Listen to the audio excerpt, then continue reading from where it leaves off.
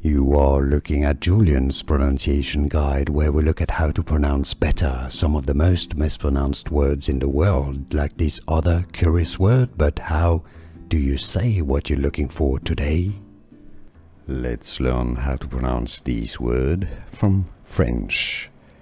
This is going to be used when you address a group of young women or young teenagers or young girls, unmarried women essentially, and that's the plural. Mesdemoiselles.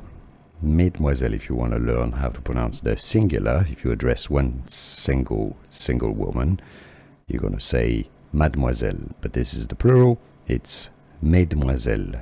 Mesdemoiselles. Mesdemoiselles. Or in English, if you can pronounce French perfectly, you can say it as mesdemoiselles.